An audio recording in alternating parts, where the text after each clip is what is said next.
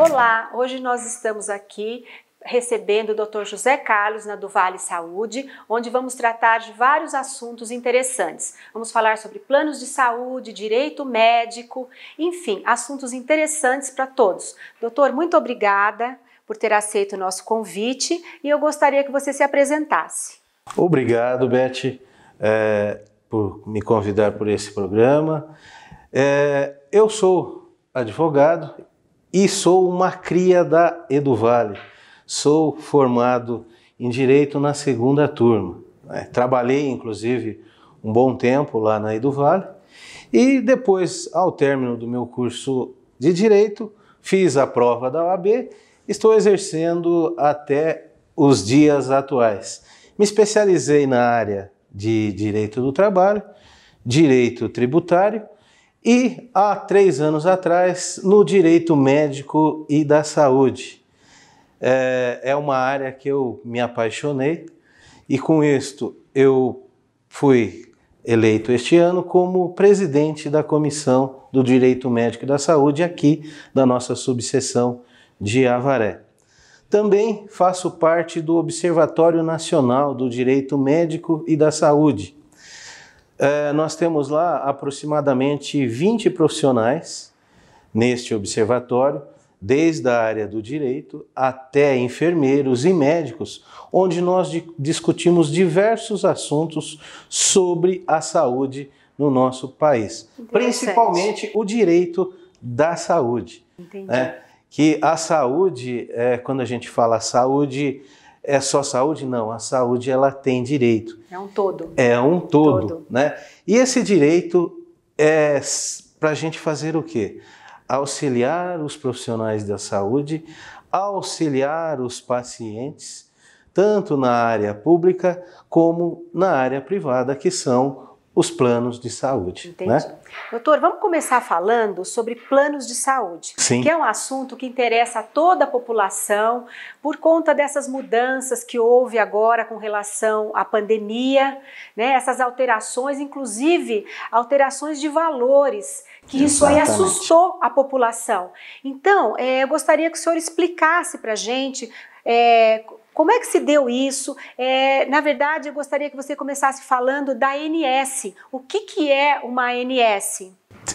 A ANS ela é uma agência reguladora, né? O nome dela é Agência Nacional da Saúde Suplementar. Ela foi criada por uma lei lá atrás, quando foram criadas as agências reguladoras. E um dos princípios da Agência Nacional da Saúde Suplementar é o quê? Defender a saúde como um todo, defender os consumidores de planos de saúde e regular o setor. Inclusive, um dos objetivos já na sua criação era fazer o quê? Minimizar os danos à saúde pública. Né? Então, esse é um dos principais objetivos da agência reguladora da ANS, que é essa agência que ela regula basicamente as operadoras de saúde e os seus consumidores. São os planos de saúde. Os planos Todos de saúde. Todos os planos de saúde passam pela ANS. Todos os planos. São regulamentados pela ANS. São regulamentados pela ANS e para ele começar a operar ou para vender o plano ao seu consumidor, eles chamam de vida, mas aqui nós chamamos de consumidor, ele tem que passar por essa regulamentação da ANS. Sem essa regulamentação, não é plano de saúde. Aí tem um outro tipo de nomenclatura e aí os consumidores, inclusive, precisam observar bastante neste quesito. Entendi. Né? Com relação, quando a pessoa vai adquirir um plano de saúde, o que ela deve observar? Porque nós sabemos que existe um rol de patologias. Isso. E que às vezes a pessoa não se atenta a isso. Aí ela precisa de um determinado, ela fica acometida de uma doença e ela vai usar o plano dela. Aí, qual é a surpresa? O plano não cobre aquela patologia. Então, qual é a orientação que você passa para o pessoal quando vai adquirir, para as pessoas quando vão adquirir um plano de saúde? Bem, como toda aquisição de um plano bancário, de um plano de saúde, você tem que ler e pedir as informações coesas do contrato. Quando você é admitido num plano de saúde, você passa inclusive por uma junta médica, né? O relatório médico inicial, aonde ali colocam se você tem alguma doença pré-existente, se você não tem, enfim, você faz uma entrevista com o médico da operadora. Começa por aí. Na sequência, ele tem que observar as cláusulas de reajustes, que nós vamos tocar nesse ponto daqui a pouco. E uma das cláusulas principais que deve ser observada é a cláusula do rol da ANS, esse rol taxativo da ANS. Os consumidores precisam se orientar e se atentar a isto. O que é o rol? Nada mais é que uma lista base daquilo que o plano de saúde está obrigado a oferecer. Isso que é o rol taxativo da ANS. Lista de procedimentos que as operadoras, os planos de saúde, são obrigados a fornecer aos consumidores. E o que acontece? Eles utilizam essa lista, na maioria das vezes, quando o paciente necessita. Ao necessitar, se tiver algum procedimento fora desta lista, chamada lista taxativa, a operadora normalmente se nega a fazer aquele procedimento. E aí, aonde há uma grande tristeza do consumidor, né, do plano de saúde, porque em muitos casos ele adquiriu aquele plano buscando uma segurança para a sua saúde, buscando uma segurança para a sua qualidade de vida. E na realidade, quando ele precisa, ele é negado. Então, precisa observar bastante isso. Aí, se negar, busca-se o quê? Atualmente busca-se a justiça, né? E a justiça de primeira instância normalmente tem dado guarida aos pacientes, aos consumidores de planos de saúde, procedendo com uma liminar, porque normalmente quando você precisa de situações da saúde, é tudo urgente. Sim. Né? E aí a justiça dá uma liminar e o plano, via de regra, é obrigado a cumprir, e aí aquele paciente tem o seu atendimento naquela prescrição que o médico ali o fez. Né? E essa questão, por exemplo, você adquire um plano, você está bem, sem problema nenhum, e tem um período de carência. Isso. E se nesse período de carência a pessoa for acometida por uma doença, como é que fica essa questão da carência? Porque, lógico, você adquire um plano, você não imagina que você vai ter um infarto, que você vai ter um AVC, ou um câncer, alguma coisa nesse sentido. Como é que fica se isso aparecer dentro desse período? Do chamado período de carência. Isso. Né? Então, esse é das situações que tem que ser observada. E a situação de carência também está relacionada com a ficha principal, que aquela primeira entrevista que o médico fez com o consumidor de plano de saúde. Essa carência, quando acontece alguma situação de urgência e emergência, que não são eletivos, a operadora de saúde sim é obrigada a cumprir. Entendi. Tá? E aí está, inclusive, na lei dos planos de saúde, que é a Lei 9656 de 98. Inclusive, além da lei, a própria ANS tem uma instrução normativa 259 de 2011, que ela determina quando é urgência e emergência, ela é obrigada a cumprir, mesmo que esteja dentro da carência. É óbvio, está tendo algumas situações ruins aos pacientes, aos consumidores, que alguns planos eles deixam de atender essa situação. E aí você tem dois caminhos: fazer uma reclamação na ANS, formal, pelo site, e também buscar o judiciário. Falando de carência, é bom observar uma situação. Poucos dos consumidores sabem desta regra.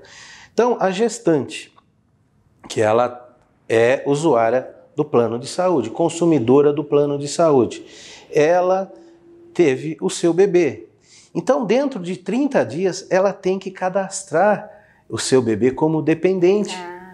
E ela também, dentro desses 30 dias, o seu bebê tem direito aos atendimentos. E muito poucas gestantes que usam as operadoras, os seus planos de saúde, sabem desse detalhe. Mas isso não é informado também, né? Não. Isso quando você adquire um plano, a gente sabe que eles não informam isso. Então, é bom que o pessoal preste bastante atenção, gente, nessas informações, porque assim, isso é uma regra e as pessoas podem usufruir disso. Então, vamos prestar bastante atenção nessas informações que são, assim, importantíssimas. Sim, e são esses detalhes que fazem essa diferença na informação básica inicial nos planos de saúde. Entendi. Doutor, outra coisa que tem acontecido, né, aconteceu agora por conta da pandemia, essa questão desse aumento excessivo de 16% nos planos de saúde. Como fica isso? Porque as pessoas adquiriram um plano, né, de acordo com o que elas podiam pagar. Sim. E de repente veio esse aumento, que 16% é um aumento muito grande. E isso desestabilizou muitas famílias, muitas pessoas, até por conta da gente ter passado recentemente, estar passando por uma pandemia. Como é que fica esse aumento? Isso é legal? As pessoas podem recorrer desse aumento no seu plano, alegando que não tem condições. Como é que fica essa questão? Veja, nós tivemos uma questão bastante interessante nos últimos 2, 3 anos aí. 2019, as operadoras já estavam, os planos de saúde já estavam subindo as suas vidas. Uhum. Eles chamam de vidas, mas nós vamos falar de consumidores.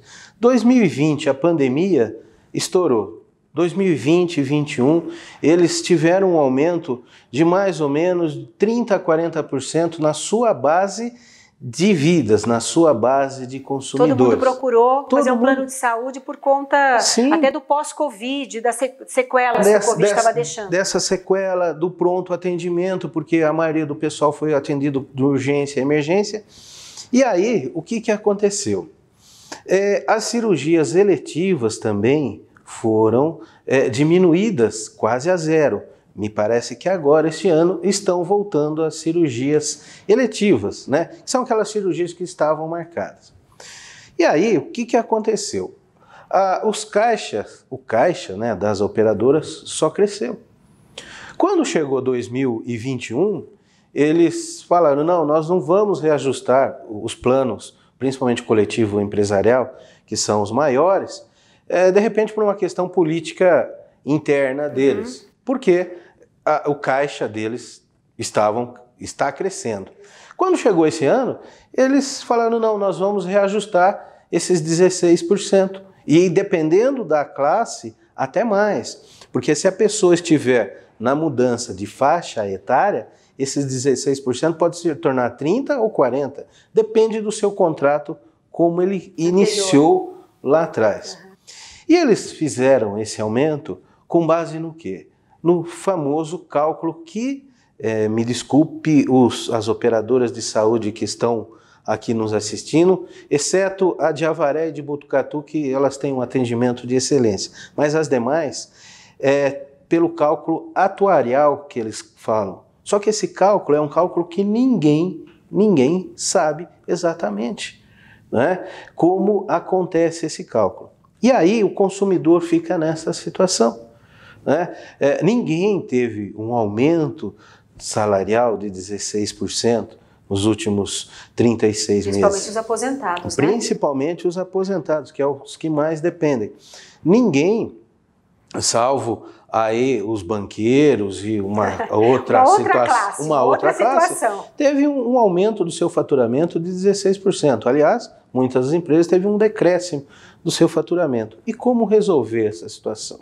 Bom, Os consumidores devem sim buscarem junto às suas operadoras, fazendo requerimentos, pedindo, justificando o porquê desses 16% com base no cálculo atuarial. É óbvio, o cálculo não vai vir correto. E aí cabe ao quê? A buscar o judiciário, né? Os idosos, por exemplo, que é o que mais depende, ele vai provar para o judiciário que ele não teve um aumento. Ele vai provar no judiciário também, através, olha só a amplitude, através do Estatuto do Idoso, que ele não pode ficar sem a guarida da saúde. Isso sem contar a própria Constituição. Sim. Então, ele vai ter que buscar o judiciário para fazer essa equiparação. Por quê? E aí também entra o Código de Defesa do Consumidor, principalmente para os idosos. Por que isso? Porque ele precisa fazer uma equiparação deste contrato. Tá? E lá, em uma das cláusulas dos contratos das operadoras, normalmente quase lá no final, onde o pessoal não lê. Está lá que ela pode reajustar com base no cálculo atuarial. E ela coloca uma fórmula lá que talvez o nosso campeão de matemática aqui do estado de São Paulo faça aquele cálculo. Mas um consumidor base, um idoso, não vai conseguir, né? Então tá bom. Pessoal, vamos fazer um breve intervalo e voltaremos para o nosso segundo bloco.